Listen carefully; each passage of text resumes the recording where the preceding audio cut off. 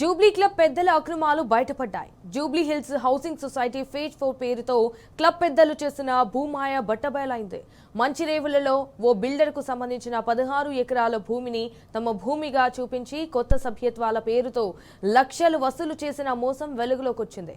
Jubilee club లో జరిగిన సర్వసభ్య సమావేశంలో టవర్స్ నమూనాను చూపించి మంత్రి తుమ్మలతో అట్టహాసంగా ప్రారంభోత్సవం చేసిన ఈ భూభాగోతంలో ప్రభుత్వ పెద్దలతో పాటు ఓ ఛానల్ యజమాని పాత్ర సాక్ష్యాధారాలతో బయటకొచ్చాయి. ఇప్పుడు ఈ విషయం రాష్ట్ర వ్యాప్తంగా రాజకీయ పారిశ్రామిక వర్గాల్లో అయితే సంచలనంగా మారింది.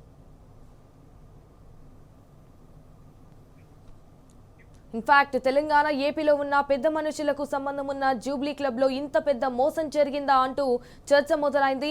ఈ వ్యవహారం అంతా జూబ్లీ హిల్స్ హౌసింగ్ సొసైటీ పెద్దలతో పాటు ఏకంగా ముఖ్య నేత బిగ్ బ్రదర్స్ మంత్రి కొండా సురేఖ ఇలా ఒకరినొకరికి ముడిపడి ఉండడంతో ముఖ్యమంత్రి కార్యాలయంలో కలకలం రేగింది.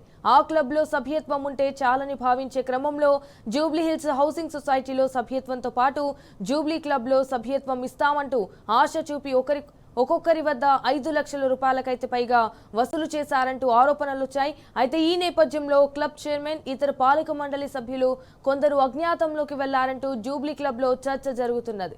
ఈ వ్యవహారంలో తమకు సరైన సమాధానం దొరకకపోతే 2-3 రోజుల్లో న్యాయపరంగా ముందుకు పోవాలని భావిస్తున్నట్టు సొసైటీలో కొత్తగా సభ్యత్వం తీసుకున్న వారు హెచ్చరిస్తున్నారు.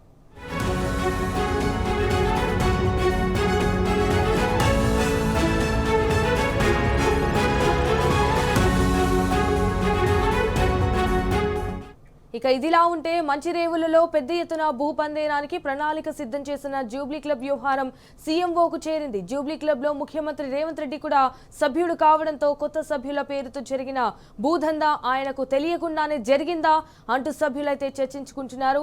గతంలో కొండా సురేఖ కూతురు సుస్మిత ఆరోపించిన మంచిరేవుల పంచాయతీకి జూబ్లీ హిల్స్ భూపందేరం ముడిపడి ఉండడంతో సీఎంఓలో కలకలం చెలరేగింది. సుమారు 2000 మంది సభ్యులకు అరచేతిలో వైకుంఠం చూపి లక్షలు కట్టించుకున్న వైనం బయటపడిన నేపథ్యంలో ఈ దందా ముఖ్యమంత్రికి ప్రారంభోత్సవం చేసిన సహకార శాఖ మంత్రి తుమ్మలకు తెలియకుండానే జరిగిందా అంటూ చర్చ జరుగుతున్నది.